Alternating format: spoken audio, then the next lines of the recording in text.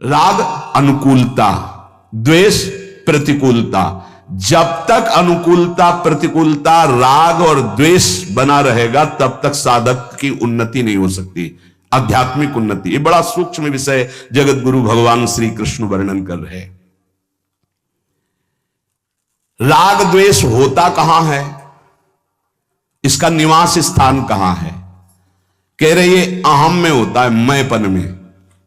ये बाहर से काटा नहीं जा सकता कि ऐसे कर दिया तो राग द्वेष खत्म हो गया।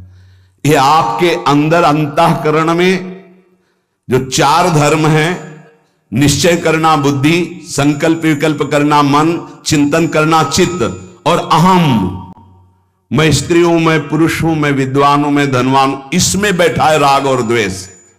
बड़ी सुरक्षित जगह में बैठा है। शरीर से माना हुआ संबंध अहम स्फुरित करता है, मैं, और इसी मैं में राग द्वेष बैठा है, और यहीं से वो बुद्धि में, मन में, इंद्रियों में फेंकता रहता है। बड़ा सूक्ष्म विषय है, पवित्र बुद्धि वाला साधक समझ पाएगा। राग द्वेष कहां बैठा है? अहम में बैठा है। मुझे ये पसंद है, मुझे ये पसंद नहीं, मुझे ये अनुकूल है, मुझे मैं, वो शरीर को लेकर बोल रहा है। इसीलिए वो विषय में राग और द्वेष, इंद्रियों में राग द्वेष, मन में राग द्वेष दिखाई देता है, होता है अहम में।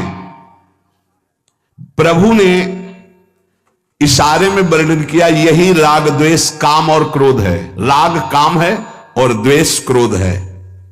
ये स्थूल रूप जब धारण करता है राग द्वेष, तो काम क्रोध के रूप में प्रकाशित हो जाता है। ये साधक का सर्वस्व अपहरण करने वाला है, राग और द्वेष, काम और क्रोध।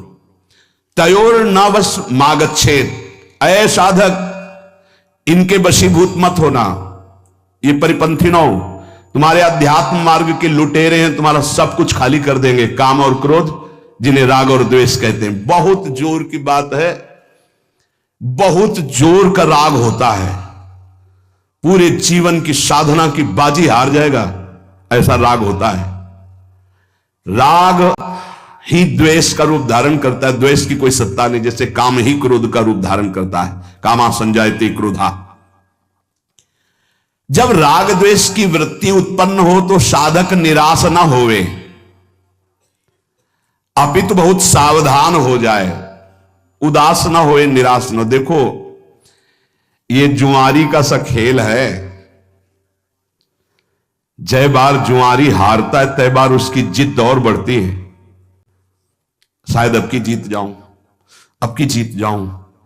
ऐसे ही साधना में होता है। ऐसा नहीं कि एक बार में ही जीत गया, कई बार साधक दांव हार जाता है, अच्छे अच्छे खिलाड़ी हार जाते हैं। बहुत गंभीरता से समझना, निराशा नहीं आनी चाहिए, नहीं तो फिर असली में हार जाएंगे हम। कई बार ऐसा होता है जीवन में, कई जगह राग हरवा देता है, हमको फिसला देता है, फिर एकदम सावधान हो।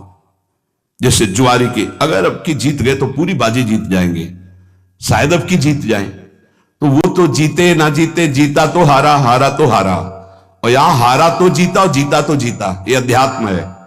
निराश तो नहीं होना, ये हमारी प्रार्थना है।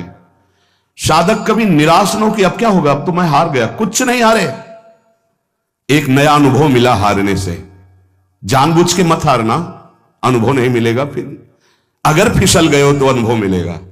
कहां से फिसला, क्यों फिसला, आगे बढ़ूं, निराशा नहीं। और आध्यात्मिक ऐसा है कि जैसे जल में ऐसे मारा तो गड्ढा दिखाई दिया, हाथ हटा लिया, पूरा बराबर हो गया। समझ रहे? फिसल गए तो लगा हानि हो गई, लेकिन अध्यात्म में फिर संभल करके चले तो बिल्कुल बराबर हो गया, कोई हानि नहीं हुई, बड़ा मंगल हो जाएगा। निराशा तो उपासक को करनी नहीं, ये ध्यान प्रार्थना हमारी मान लीजिए, नहीं तो आप परमार्थ से हार जाएंगे। अंतिम श्वास तक हारना नहीं है, हारते हुए भी हारना नहीं, ये बात मान लेना। मैं हर बार कमर कसूंगा, आपकी शायद जीत जाऊं, आपकी शायद जीत जाओगे, निकल जाओगे। बहुत ध्यान देने का विषय वर्णन हो रहा है। यही हमारी आध्यात्मिक उन्नति मारी जाती है। क्या होता है, साधक राग पूर्वक किसी कर्म में प्रवृत्त ना हो, किसी भोग में, किसी विषय में, किसी कर्म में।